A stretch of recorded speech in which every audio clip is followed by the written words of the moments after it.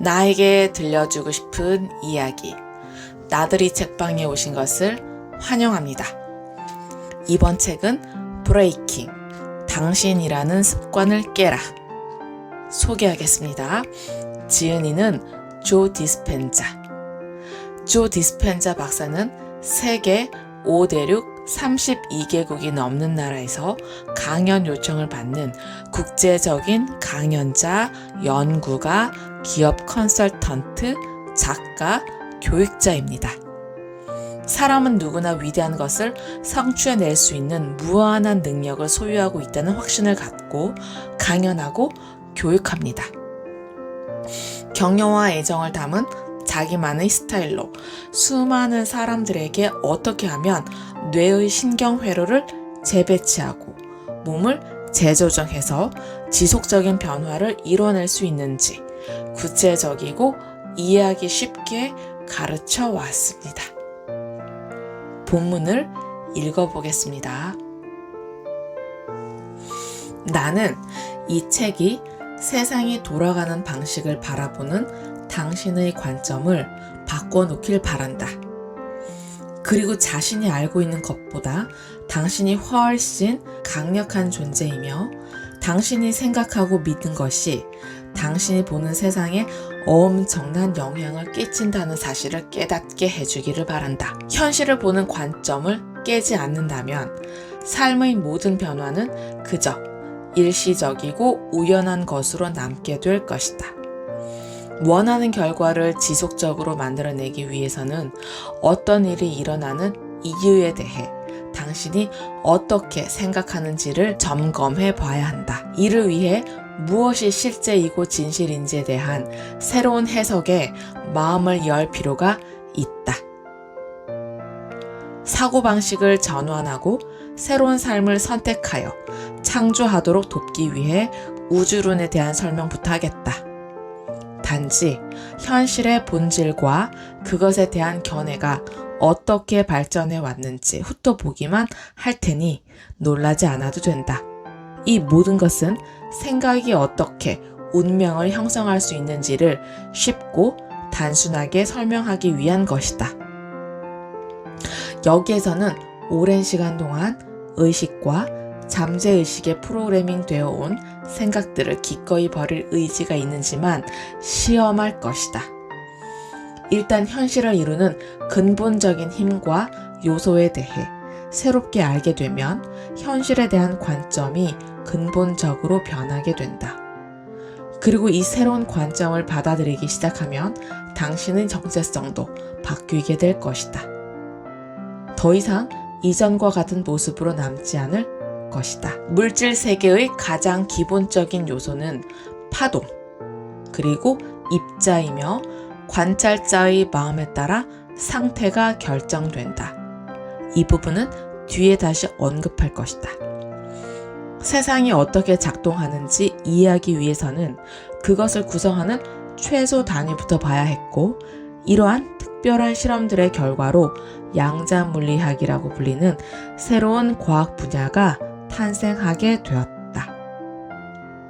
원자는 대부분 빈 공간으로 되어 있으며 에너지다. 우리의 삶 속에서 만나는 모든 물리적인 것들은 단단한 물질이 아니다. 그보다는 온통 에너지의 장이거나 정보의 주파수 패턴에 가깝다.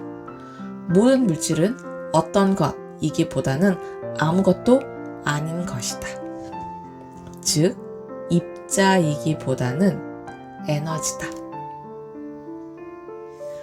우리는 주로 생각과 느낌을 사용하여 양자장과 의사소통한다. 우리의 생각은 에너지 그 자체이다. 생각은 우리가 양자장으로 신호를 보낼 때 사용하는 중요한 도구 중에 하나다. 이것이 어떻게 작동하는지 상세히 알아보기 전에 우리의 생각과 느낌이 어떻게 물질에 영향을 끼치는지 보여주는 주목할 만한 연구 하나를 공유하고자 한다. 세포생물학자 글렌 레인 박사는 생물학적 시스템에 영향을 주는 치유자들의 능력을 테스트하기 위해 1년의 실험을 계획했다. DNA가 세포나 세균 배양물보다 안정적이기 때문에 그는 치유자들에게 DNA가 들어있는 시험관을 쥐고 있도록 시켰다.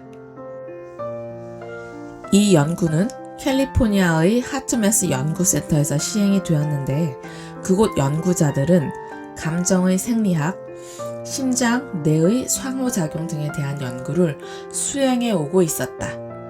기본적으로 그들은 우리의 감정 상태와 심장 박동 사이의 관계를 기록해 왔다. 우리가 분노와 두려움 같은 부정적인 감정을 느낄 때 심장 박동은 불규칙적이고 혼란스러워진다. 그와 반대로 사랑과 기쁨 같은 긍정적인 감정은 하트메스 연구자들이 심장 일관성이라고 지칭하는 매우 규칙적이고 일정한 패턴을 만든다. 레인 박사는 먼저 이 심장 일관성을 조절하는 기술을 훈련받은 사람 10명을 한 집단으로 묶었다. 이들은 이 기술을 적용해 사랑과 감사 같은 강렬하고 고양된 감정을 만들어냈다. 그런 다음 2분 동안 DNA 샘플을 담은 유리병을 들고 있게 했다. 그 샘플을 분석했을 때 통계적으로 의미 있는 변화가 일어나지는 않았다.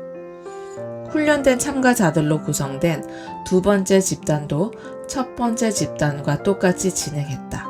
하지만 단순히 사랑과 감사 같은 긍정적인 감정이나 느낌을 만들어내는 데 그치지 않고 DNA 사슬을 감거나 풀겠다는 의도나 생각을 동시에 갖게 했다.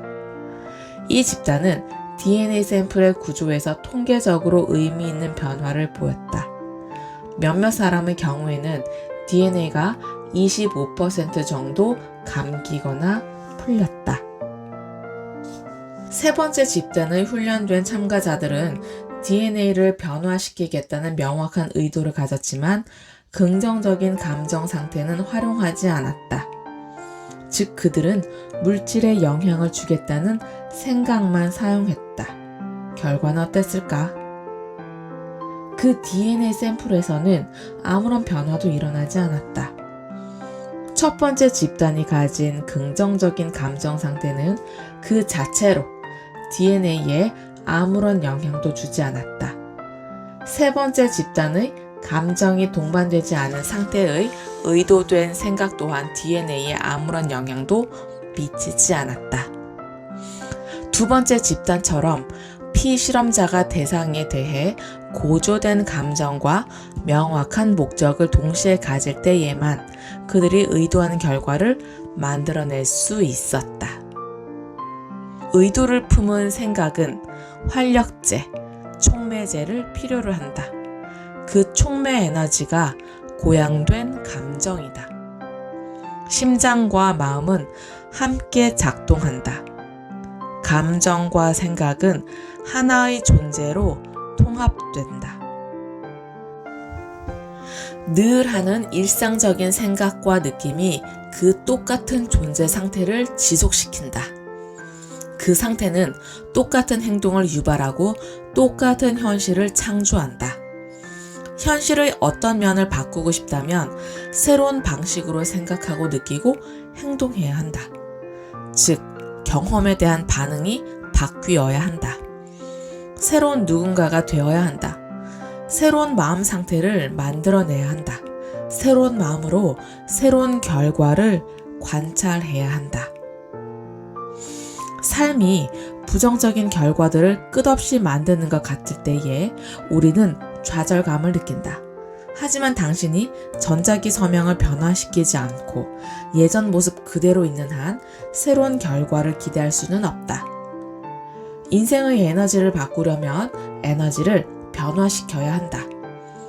마음과 감정에 근본적인 변화가 있어야 하는 것이다. 새로운 결과를 원한다면 지금 나의 모습을 버려야 할 것이다. 그리고 새로운 나를 다시 창조해야 한다. 내가 원하는 것에 대해 분명한 의도를 가져라. 하지만 원하는 것을 이루는 방법은 양자장에게 맡겨라. 그것이 나의 인생에서 일어나는 일들을 나에게 딱 맞는 방법으로 만들어내도록 하라. 예기치 못한 것을 기대하라. 바라는 일이 어떻게 펼쳐질지 내맡기고 믿고 흘려보내라. 일반적으로 우리는 이미 일어났거나 이미 가지고 있는 무언가에 대해 감사한다. 우리는 즐거움에는 이유가 필요하고 감사함을 느끼려면 동기가 필요하고 사랑을 하는 데는 그럴 만한 이유가 필요하다는 믿음에 길들여져 왔다. 그것은 외부 현실에 의지해 내적인 느낌을 바꾸는 것이다.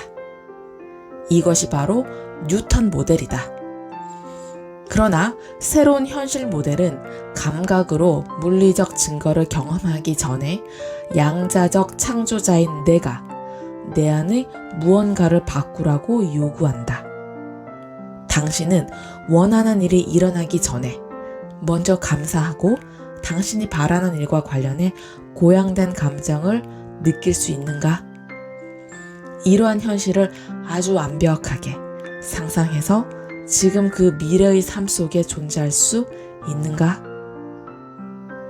양자장 안에 잠재성으로 존재하지만 아직 실현되지는 않은 어떤 것에 감사할 수 있는가? 만약 그렇다면 당신은 원인과 결과에서 결과를 창조하기로 옮겨가고 있는 것이다. 감사의 상태에 있을 때 당신은 어떤 일이 이미 발생하고 있는 양자장으로 신호를 보낸다. 감사는 지적인 사고 과정 이상의 것이다.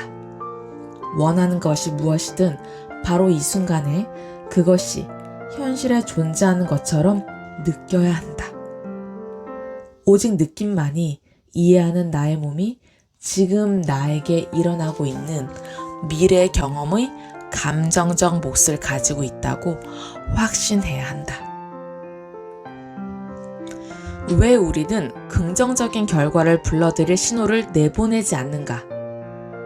어떻게 하면 우리가 삶에서 이루고 싶은 것과 일치하도록 신호를 보낼 수 있는가?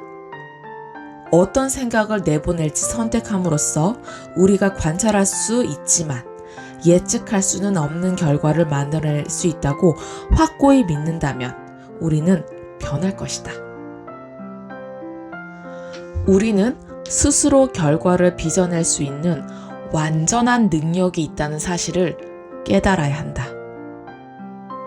내가 원하는 결과를 만들어내려면 나의 생각과 느낌과 행동을 어떻게 바꾸어야 할까? 우리가 해야 할 일은 우주지성과 연결될 수 있는 의식 상태로 들어가 우리가 원하는 결과가 피드백의 형태로 우리 삶에 나타나는 것을 보고 싶다는 분명한 신호를 그 가능성의 장에 직접 보내는 것이다. 목적을 가지고 삶을 변화시키려면 자신이 접촉하는 양자의식의 신호를 요청하라. 내가 바라는 특정 결과와 관련된 동시성, 이 동시성을 과감히 요청하라. 그렇게 요청한다는 건 이 양자의식이 정말로 실제하고 그래서 나의 노력을 인지하고 있음을 알고 싶다고 용기 있게 표명하는 것이다. 이 사실을 일단 받아들이고 나면 우리는 기쁨과 영감 속에서 삶을 창조해 나갈 수가 있다.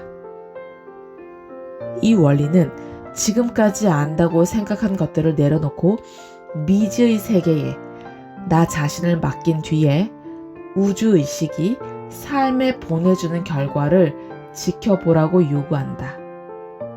이것이 우리가 가장 잘 배울 수 있는 방법이다. 긍정적인 신호를 받을 때, 그러니까 외부 환경이 좋은 방향으로 변하는 것을 볼 때에 우리는 우리가 내면에서 한 것이 바른 것이었음을 알게 된다. 그리고 자연스럽게 우리가 한 것을 기억해서 다음에도 똑같이 할 것이다. 우주가 나의 노력을 돕고 있으며 내가 그만큼 강력하다는 사실을 명확히 깨닫기 위해 이 과정에서 내 삶에 일어나는 변화들을 주시해 보는 것이 중요하다. 양자역학 모델이라는 이상한 세계에서는 모든 것이 우리가 알고 있는 시공간을 넘어 고차원의 정보장 안에서 서로 소통하고 있다. 양자 물리학을 이해하기 힘든 이유는 우리가 오랫동안 감각을 기반으로 생각하는데 익숙해져 있기 때문이다. 감각으로 현실을 측정하고 재확인한다면 뉴턴의 패러다임에 갇히게 된다. 양자역학 모델은 감각에 기반해서 현실을 이해하지 말라고 요구한다. 미래 현실을 창조하는 과정에서 우리의 감각은 마음이 창조한 것을 제일 마지막에 경험한다. 왜일까? 양자는 아무 몸도 없고 아무 사물도 없으며 아무 시간도 없는 감각 너머의 영역에 존재하는 다차원적인 실제이다. 따라서 그 영역 안으로 들어가서 삶을 변화시키기 위해서는 잠깐 동안 자신의 몸을 잊어야 한다. 그리고 우리의 인식을 외부 환경으로부터 일시적으로 벗어나게 해야 한다. 배우자, 자녀, 재산, 그리고 삶의 문제들이 모두 내 정체성의 일부이다. 그것들을 통해 우리는 외부 세계를 자신과 동일시한다. 마지막으로 직선적인 시간의 흐름도 잊어버려야 한다. 잠재적인 미래의 경험을 의도적으로 관찰하는 순간에 그 현재 순간에 완전히 머물므로써 우리 마음이 과거에 대한 기억과 전과 똑같은 미래에 기대하는 것 사이에서 더 이상 흔들리지 않도록 해야 할 것이다. 환경에 영향을 주고 몸을 치유하고 미래의 어떤 사건을 변화시키기 위해서는 외부 세계를 완전히 놓아버리고 몸에 대한 인식을 내려놓고 시간의 흐름도 잊어버리는 순수한 의식이 되어야 한다는 것이 참 아이러니컬하다. 순수한 의식이 될 때에 우리는 환경과 몸, 그리고 시간에 대한 지배권을 갖게 될 것이다. 당신이 과거에 그토록 변하려고 노력했어도 잘 안 되었다는 것은 근본적으로 당신의 사고가 제한되어 있었기 때문이다. 당신은 항상 외부의 상황이 바뀌어야 한다고 믿었을 것이다. 맡은 일이 이렇게 많지 않다면 군사를 뺄 수 있을 텐데, 그러면 행복할 텐데 라는 식으로 말이다. 우리는 모두 이와 비슷한 이야기를 많이 해왔다. 만약 이랬다면 정말 그렇게 했을 거야. 이것이 바로 원인과 결과의 사고방식이다. 시공간의 경계 밖에서 당신의 마음과 생각과 느낌, 존재 방식을 바꿀 수 있다면 어떨까? 시간에 앞서 변할 수가 있고 내면의 변화가 외부 세계에 영향을 미치는 것을 본다면 이건 꿈 같은 이야기가 아니다. 나를 비롯한 수많은 사람들의 삶을 완전히 그리고 긍정적으로 변화시킨 것은 마음을 바꾸는 것이 단순히 내가 되어버린 습관을 깨기만 하면 되는 문제라는 깨달음이다. 나의 감각을 극복할 때 내가 결코 과거의 사슬에 매여 있지 않다는 것을 알 때 불가능한 일이란 없다. 모든 존재의 생명을 불어넣는 우주지성은 당신을 놀라게 하고 또 기쁘게 할 것이다. 우주지성이 바라는 것은 당신이 원하는 모든 것에 다가갈 기회를 제공하는 것뿐이다. 마음을 바꿀 때에 삶이 바뀐다. 대부분의 사람들은 삶에서 세 가지, 바로 환경, 몸, 시간에 초점을 맞춘다. 사람들은 이 세 가지에 집중하기만 하는 것이 아니다. 그것과 자신을 동일시하고 있다. 자신이 되어버린 습관에서 벗어나기 위해서는 삶의 환경보다 더 크게 생각하고 몸에 기억된 느낌들보다 더 커져야 하며 새로운 시간선에서 살아야 한다. 신경과학에는 헤브의 법칙이라고 부르는 원리가 있다.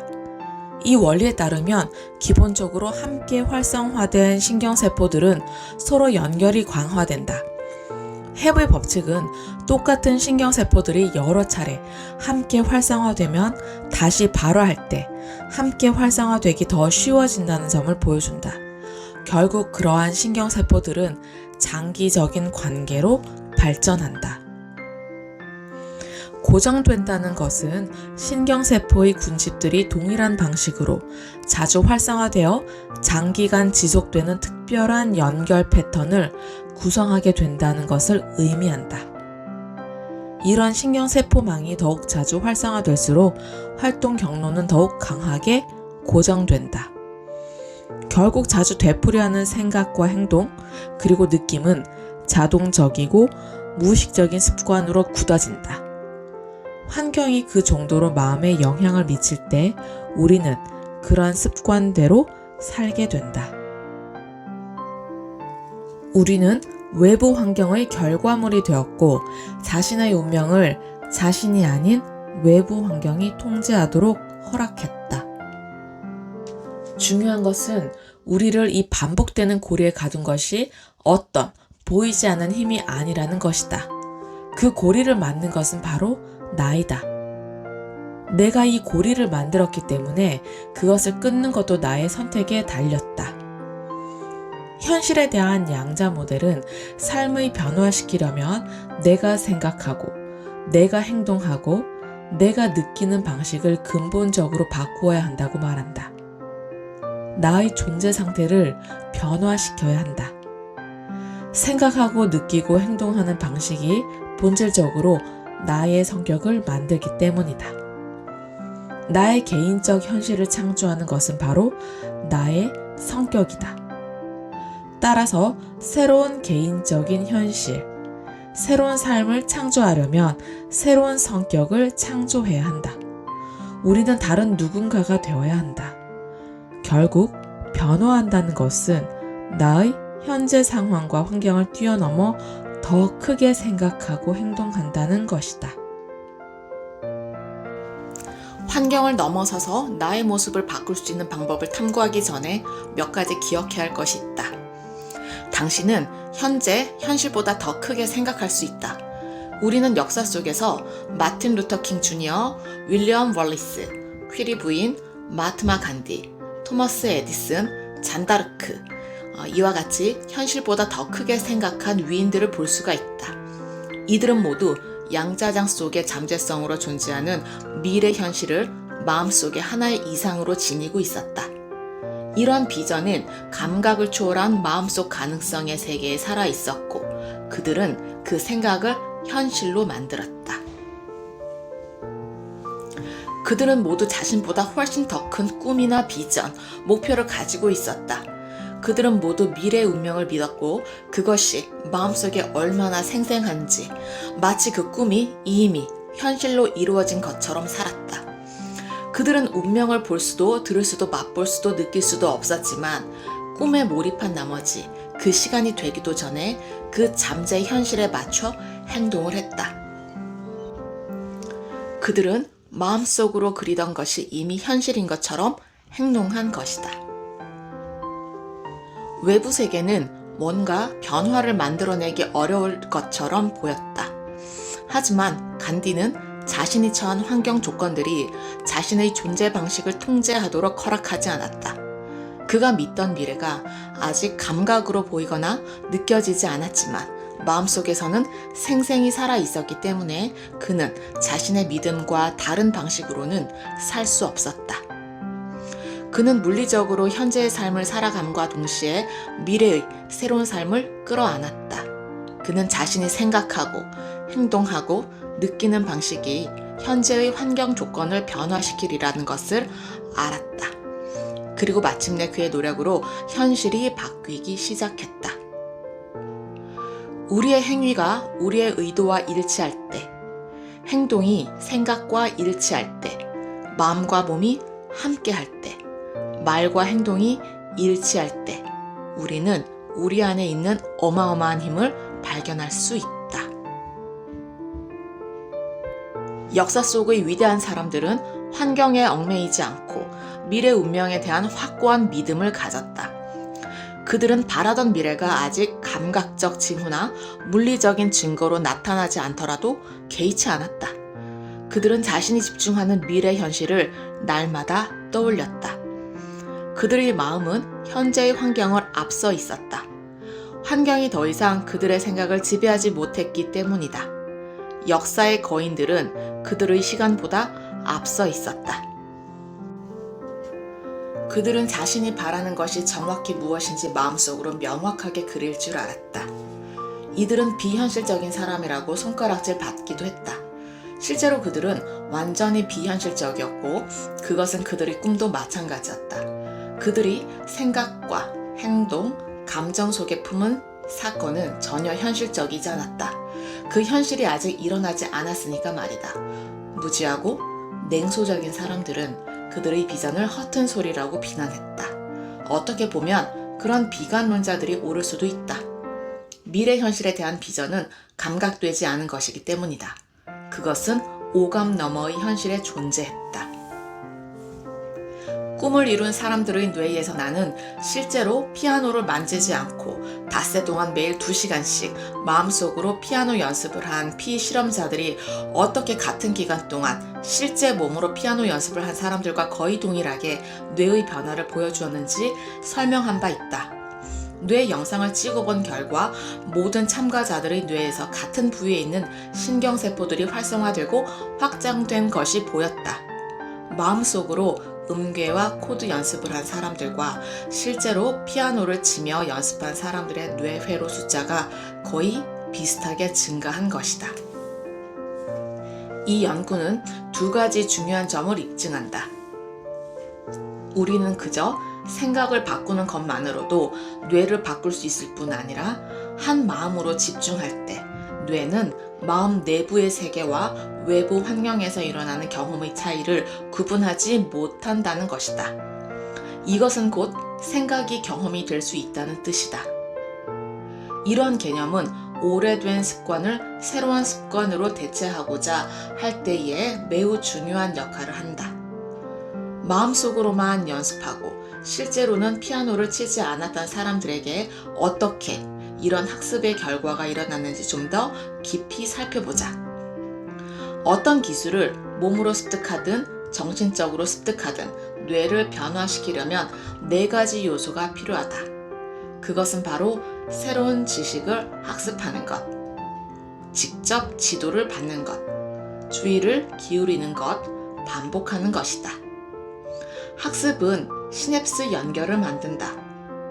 지도는 새로운 경험을 하도록 몸을 훈련시키는데 이때 새로운 경험이 뇌를 더욱 강화시킨다. 이와 더불어 주의를 기울이고 새로운 기술을 계속 반복하면 뇌는 변화한다. 실제로 피아노를 치며 연습한 참가자들은 이 공식에 따라 새로운 뇌의 회로를 만들었다. 마음속으로 연습한 참가자들도 학습 과정에서 몸을 직접 쓰지 않았을 뿐 이 공식을 따랐다. 그들은 자신이 피아노를 연주하는 모습을 마음속으로 상상했다. 피험자들이 마음속으로 반복 연습을 한 후에 그들의 뇌가 실제로 피아노를 치며 연습한 참가자들과 동일한 신경학적 변화를 보였다는 사실을 기억하라. 이것은 뇌의 새로운 신경망이 구축되어 실제로 피아노를 연습한 것과 똑같은 효과를 냈다는 사실을 입증한다. 피아노를 실제로 연주하기 전에 그들의 뇌가 먼저 그 미래에 존재했다고 말할 수 있다. 생각을 다른 무엇보다 더 실제적인 것으로 만들어내는 전두엽 특유의 능력 때문에 전뇌는 자연스럽게 우리가 집중하고 있는 생각 외에는 아무것도 처리되지 않도록 외부 환경의 잡음을 차단한다. 우리가 이처럼 마음속의 상상에 몰입하면 할수록 뇌는 그 일을 실제로 경험하지 않아도 마치 경험한 것처럼 자신의 연결 상태를 바꾼다. 우리가 환경에 관계없이 마음을 변화시키고 흔들림 없이 이상에 집중할 때 뇌는 환경을 앞서게 된다. 이것이 바로 자신이 된 습관을 깨는 중요한 도구, 머릿속 시연이다. 만약 우리가 어떤 한 가지만 반복해서 생각한다면 우리는 그 생각이 경험이 되는 순간을 맞게 된다. 이때 신경 하드웨어는 생각을 경험으로 반영하기 위해 다시 연결된다. 이 순간이 바로 우리의 생각이 뇌를 변화시키고 그럼으로써 우리의 마음을 변화시키는 순간이다. 변함없이 확고한 신념으로 생각하고 행동할 때 외부의 악조건을 뛰어넘어 자신의 비전을 입증할 수 있다. 미래의 자신의 행동을 더 많이 상상할수록 새로운 모습으로 살아가기가 더 쉬워진다. 아직 감각으로 확인할 수 없는 미래의 경험을 마음속으로 자꾸 떠올려 마치 그 경험이 외부 세계에 실제로 일어난 것처럼 여기도록 뇌를 변화시킬 수 있는가? 그럴 수 있다면 뇌는 더 이상 과거의 기록으로 남지 않는다. 그것은 미래로 가는 지도가 되어 있을 것이다. 다른 생각을 할 때마다 뇌 속 회로들은 그에 상응하는 순서와 패턴, 조합으로 불이 켜지며 불이 켜진 회로들은 그 생각들과 동일한 수준의 마음을 만들어낸다. 이렇게 신경세포들 간의 특정 연결망이 활성화되면 뇌는 그 생각들에 정확히 일치하는 서명을 지닌 특정 화학 물질들을 생성한다. 그 결과 우리는 생각하는 대로 느낄 수 있게 된다. 그러므로 위대한 생각이나 사랑이 가득한 생각, 즐거운 생각을 할 때에 우리는 멋진 기분, 사랑이 차오르는 기분, 즐거운 기분이 느껴지게 하는 화학 물질을 생성한다고 할 수 있다. 부정적이거나 두려운 생각을 할 때도 마찬가지다. 부정적이거나 두려운 생각을 한 그 순간 우리는 그런 느낌을 갖게 된다. 생각은 주로 마음과 관련되고 느낌은 몸과 관련된다. 결국 몸의 느낌이 특정한 마음 상태에서 비롯된 생각에 맞춰지면 마음과 몸은 하나가 되어 함께 작동하게 된다. 그리고 마음과 몸이 하나가 될 때 마지막으로 존재 상태가 만들어진다. 생각과 느낌, 느낌과 생각의 끊임없는 순환 과정이 존재 상태를 만들어내고 그 존재 상태가 우리의 현실에 특정한 결과를 불러온다고도 말할 수가 있다. 존재 상태라는 것은 어떤 정신적, 감정적인 상태, 즉 어떤 생각의 방식과 느낌의 방식에 익숙해진다는 뜻이다. 이것은 자아 정체성을 이루는 필수 요소가 된다. 우리는 자신에 대해 설명할 때 현재 순간에 내가 어떤 생각을 하고 있는지 혹은 어떤 상태에 있는지를 말한다. 내가 화가 나. 나는 고통스러워. 난 의욕이 생겨. 난 자신 없어. 난 부정적이야 같은 말이다. 당신은 화나고 불만스러운 생각을 계속하면서 똑같은 느낌을 무의식적으로 강화시킨다. 그래서 더 화가 나고 더 불만스러운 기분이 된다. 결국 느낌이 생각을 조종한다. 몸이 마음을 몰아가고 있는 것이다. 이러한 순환이 계속될수록 화난 생각은 몸에 더 많은 화학적 신호를 보내고 이 신호는 화난 느낌과 관련된 부신의 화학 물질을 활성화시킨다. 이제 당신은 격분하고 공격적이 된다. 얼굴이 빨개지고 장이 꼬이고 머리가 지끈거리고 근육에 힘이 들어가기 시작한다. 이 모든 고조된 느낌들이 몸을 가득 채워 생리 기능을 바꾸어 놓는 동안 이 화학적 혼합물은 뇌 속의 일련의 회로들을 작동시켜 그 감정과 일치하는 생각을 하게 만든다. 만약 당신이 지금 화를 내고 있다. 현재의 분노를 정당화해줄 과거의 사건들도 하나하나 떠올린다. 그리고 평소에 제기하고 싶었던 온갖 불만사항을 편지에 세세히 열거하자는데 생각이 모인다. 직장에 도착하기도 전에 마음속에서는 벌써 그 편지를 동료에게 건넨다. 당신은 그 사람을 죽이고 싶을 만큼 분노에 휩싸인 상태로 차에서 내린다. 그런데 이 모든 것은 하나의 생각에서 시작되었다. 이 지점에 이르면 느끼는 것보다 더 크게 생각하기는 불가능해 보인다. 변화하기가 그토록 어려운 이유다. 이처럼 뇌와 몸 사이에 뱅뱅 도는 소통의 결과로 우리는 그런 상황에 닥칠 때마다 늘 예측 가능한 방식으로 반응하게 된다. 전과 똑같은 익숙한 생각과 느낌의 패턴을 만들어내고 무의식적으로 자동 반사적인 행동을 한다. 바로 습관 속에 갇혀버리는 것이다. 이것이 화학적인 당신이 기능하는 방식이다. 마음의 5%만이 의식적이며 이것이 잠재의식적 자동 프로그램을 작동시키는 나머지 95%와 맞서 싸우고 있다. 우리는 일련의 행동들을 너무나 잘 기억한 나머지 습관적으로 알아서 작동하는 몸과 마음이 되었다. 몸이 어떤 생각이나 행동, 느낌을 기억해서 마음이 되는 단계에 도달할 때 우리는 그 기억이 곧 자신이 된 상태가 된다. 우리가 하는 행동의 95%가 무의식적인 프로그램, 기억된 행동, 습관적 감정 반응에서 나온다면 우리는 하루의 95%를 무의식적인 상태로 보내는 셈이다. 겉으로만 깨어있는 것처럼 보일 뿐이다. 따라서 행복하고 건강하고 자유로워지길 의식적으로 원한다고 해도 오랫동안 고통과 통증과 힘겨움의 화학 물질을 반복적으로 만들어 왔다면 몸은 습관에 길들여져 있을 것이다. 내가 무슨 생각을 하고 무슨 행동을 하며 어떤 감정을 느끼는지 더 이상 알아차리지 못한다면 삶은 습관이 된다. 우리가 깨야 할 가장 큰 습관은 우리 자신이 되어버린 습관이다. 익숙한 느낌에 빠져있는 한 자기 자신을 변화시킬 수 없다. 자신의 내부 환경보다 더 크게 생각할 수도 없다. 과거의 부정적인 결과와 다른 가능성을 볼 수도 없다. 생각과 느낌은 이 정도로 강력하게 우리를 지배하고 있다. 자신이 되어버린 습관을 깨는 다음 단계는 마음과 몸이 협력하는 것이 얼마나 중요한지 이해하는 것이다. 죄책감, 수치심, 분노, 우울함 등 부정적 존재 상태의 화학적 지속성을 깨는 일이 또 얼마나 중요한지 아는 것이다. 과거의 불건강한 습관을 회복하려는 몸의 요구에 저항하기가 쉽지 않지만 생각 하나의 차이가 전혀 다른 결과를 가져오기도 한다.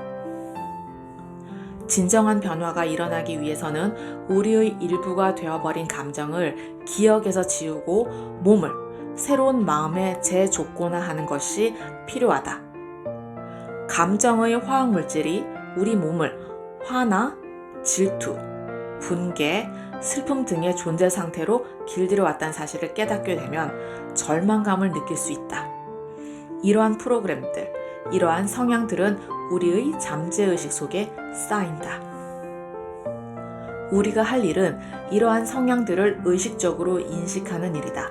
성격을 변화시키려면 기억 속에 저장한 느낌과 밀접하게 연결되어 있는 자신의 존재 상태를 변화시켜야 한다.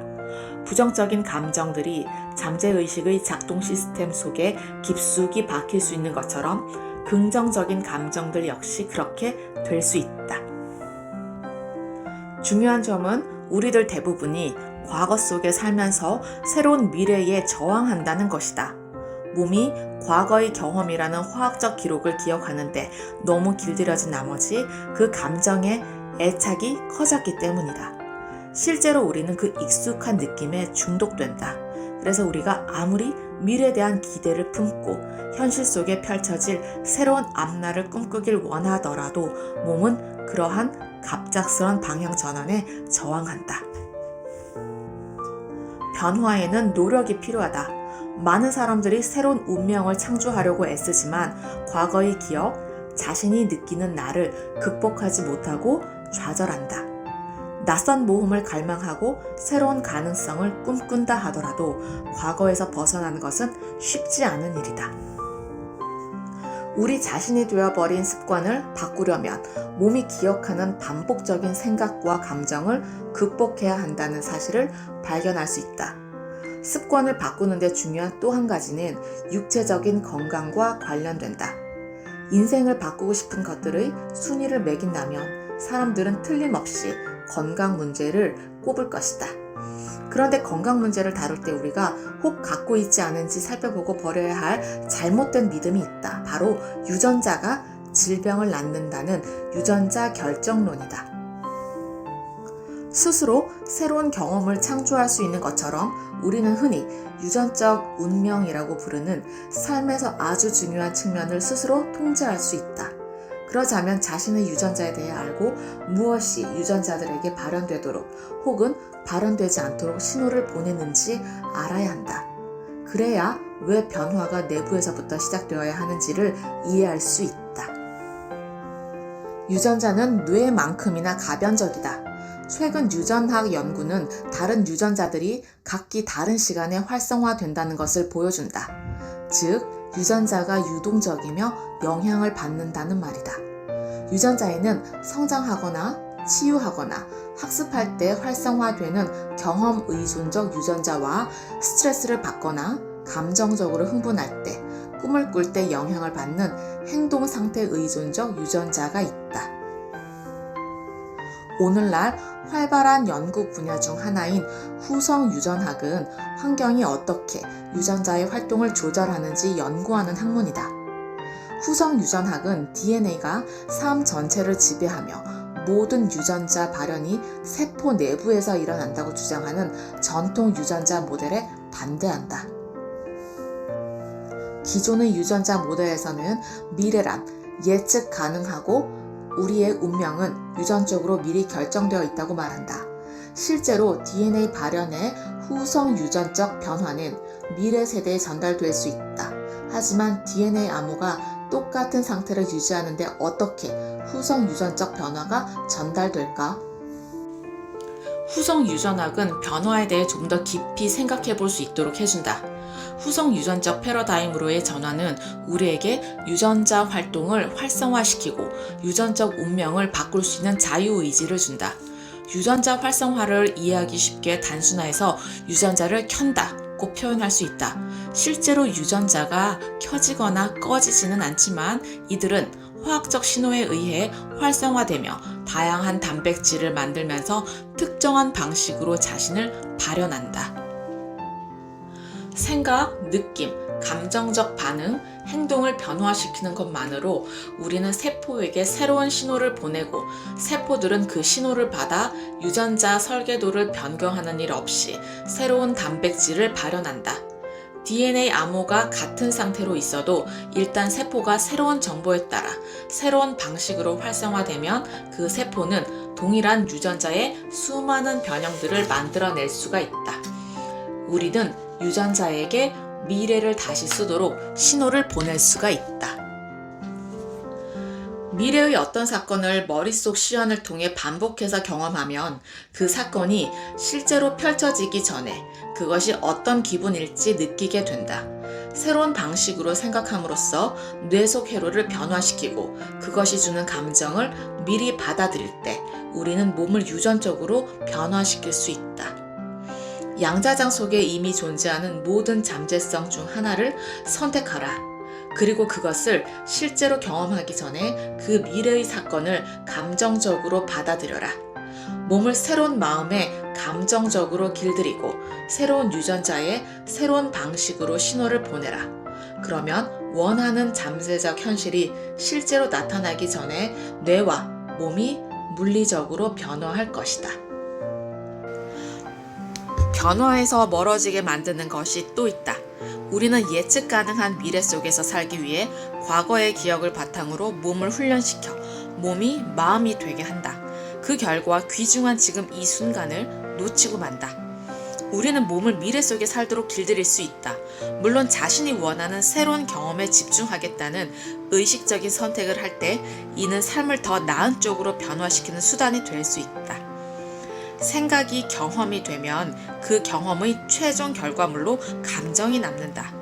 가능성이 실현되기 앞서 미리 그 사건을 감정적으로 경험하기 시작하면 무의식적 마음인 몸은 그 사건이 실제로 펼쳐지고 있는 것처럼 반응하기 시작한다. 무의식적인 습관을 버리고 더 이상 뻔한 미래를 살지 않으려면 시간보다 더 커져야 한다. 환경과 몸과 시간에 속박된 생각과 느낌이야말로 자신이 되어버린 습관에서 벗어나는데 가장 큰 장애물이다. 이 빅3, 그러니까 환경, 몸, 시간보다 더 크게 생각하고 느끼는 법을 배워야 한다. 당신은 때때로, 어쩌면 매우 자주 당신의 환경, 몸, 시간보다 더 크게 생각하는 경험을 해봤을 것이다. 빅3를 초월하는 이러한 순간을 어떤 이들은 몰입 상태라고 표현한다. 환경, 몸, 시간의 흐름에 대한 감각이 사라지고 주위에 아무것도 느끼지 못할 때 일어나는 현상은 여러 가지로 묘사할 수 있다. 나는 여러 나라 사람들에게 강연을 하면서 창조적인 순간, 즉 자신이 하고 있는 일에 완전히 몰두하거나 아주 편안하고 긴장이 풀려서 마치 의식이 변성된 상태로 들어간 듯한 순간을 묘사해 달라고 부탁하곤 한다. 나는 환경, 몸, 시간이 모두 사라지는 것 같은 그런 순간을 경험하면 놀라울 만큼 상쾌한 기분을 느낀다.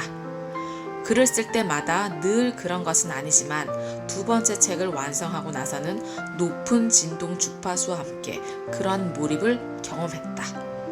나는 훈련을 통해 이런 몰입 상태를 처음처럼 우연히 경험하는 것이 아니라 의도적으로 조절할 수 있게 되었다.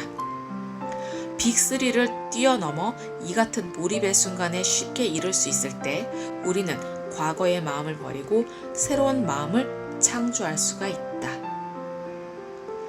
생존 모드의 삶이 우리가 빅3에서 벗어나지 못하는 이유다. 생존 모드가 촉발하는 스트레스 반응과 호르몬은 우리로 하여금 몸, 환경, 시간에 집착하게 만든다.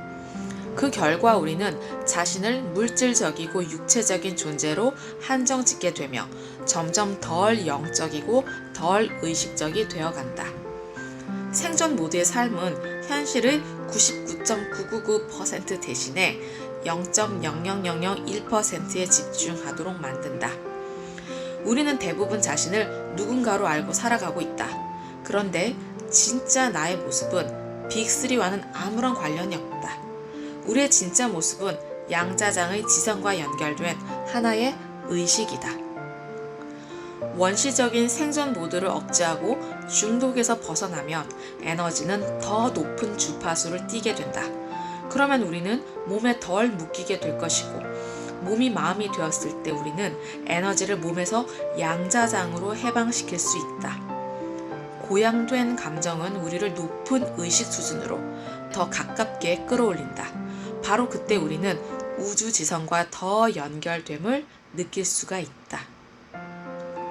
우리가 아는 사람이나 갖고 있는 문제, 소유한 물건, 가는 곳을 잊어버리는 것, 시간의 흐름을 잊어버리는 것, 몸의 습관을 넘어서는 것, 정체성을 재확인하기 위해 감정적으로 익숙한 경험들에 더 이상 도취되지 않는 것, 과거의 기억을 되씹거나 미래의 조건을 예측하려고 애쓰지 않는 것, 자신의 욕구에만 관심 있는 이기적인 에고를 내려놓는 것, 자신의 느낌보다 더 크게 생각하거나 꿈꾸는 것, 미지의 세계를 열망하는 것. 이것이 바로 현재의 삶에서 자유로워지는 첫걸음이다.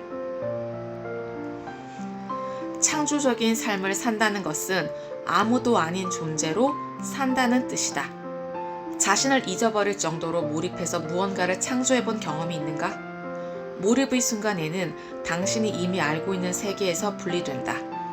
더 이상 내가 소유한 물건들, 내가 아는 사람들, 해야 하는 일들, 특정 시기에 살았던 이런저런 장소들과 관련된 누군가가 아니다. 창조적인 상태에 있을 때 우리는 나를 이루는 습관을 잊는다고 말할 수 있다. 이기적인 에고를 버리고 무아의 상태가 되는 것이다. 당신이 시간과 공간을 넘어서면 순수한 무형의 의식이 된다. 당신이 더 이상 몸에 연결되어 있지 않으면, 즉, 더 이상 외부 환경 속의 사람과 장소, 사물에 초점을 맞추지 않으면 그 순간 당신은 선형적인 시간을 넘어 양자장의 문을 열게 된다. 누군가로서는 양자장에 들어갈 수 없다. 아무도 아닌 존재가 되어야만 들어갈 수가 있다. 자기 중심적인 에고를 버리고 순수 의식이 되어야 한다. 몸을 변화시키고 외부 환경 속의 무언가를 바꾸고 시간 순서를 바꾸기 위해서는 우리는 아무 몸도 아니고 아무 사물도 아니어야 하며 아무 시간에도 있지 않아야 한다. 삶의 어떤 측면, 그러니까 몸과 환경과 시간을 바꾸기 위해서는 그것을 초월해야만 한다. 빅3를 지배하기 위해서는 빅3를 내려놓고 잊어야 하는 것이다. 시간과 공간을 잊고 새로운 존재 방식에 몰입할 때, 그때 비로소 전두엽이 창조 활동을 시작한다. 이때 우리는 새로운 가능성을 상상하며 내가 진정으로 원하는 것이 무엇인지, 어떤 모습으로 살기 원하는지, 무엇을 변화시키고 싶은지 이러한 중요한 질문을 던질 수 있다. 더 많은 지식을 쌓을수록 신경망의 연결은 다양해진다. 더 복잡하고 세밀한 모형들을 꿈꿀 수 있게 된다. 이런 창조의 단계를 시작하기 위해서는 경이와 가능성, 탐구, 성찰 등의 자신을 열어놓고 다음과 같은 중요한 질문을 던질 필요가 있다. 정답을 정해두지 않은 질문은 의식의 흐름을 활발히 하는데 최고의 접근법이다. 언제, 어디서, 어떻게 미래의 사건이 펼쳐질지 예측하거나 분석하는 것은 예전의 정체성으로 되돌아가는 일이다. 이미 기쁜 상태에 있다면 굳이 그러려고 애쓸 이유가 없다. 그런 행동을 하는 것은 오히려 제한된 생존 모드 상태로 살아갈 때뿐이다. 이렇게 창조적인 상태에 머물러 있을 때 예전의 자아를 형성하기 위해 신호를 보내던 신경세포들은 더 이상 서로 연결되어 있지 않다. 이때가 바로 예전의 성격이 생물학적으로 분해되는 때다. 과거의 정체성에 연결된 마음이 된 몸의 느낌들은 이제 더 이상 같은 유전자에게 같은 방식으로 신호를 보내지 않는다. 따라서 에고를 극복할 때마다 옛 성격의 물질적인 증거가 변화한다. 예전의 내 모습이 사라지는 것이다. 지금까지 새로운 나를 창조하도록 도와줄 지식을 쌓았다. 이제는 이것을 기초로 새로운 나의 모습을 창조하는 일만 남았다. 우리의 주관적인 마음이 객관적인 세계에 영향을 끼칠 수 있다는 개념에서부터 환경과 몸, 시간을 넘어서서 뇌와 몸을 변화시킬 수 있는 우리 안의 잠재력, 스트레스로 반응하는 생존 모드의 삶에서 벗어나 내면 세계의 창조자로 살아갈 가능성까지 많은 것을 살펴보았다. 이제 이러한 가능성을 실제 가능한 현실로 만들 수 있기 바란다. 지금까지 브레이킹의 책의 일부를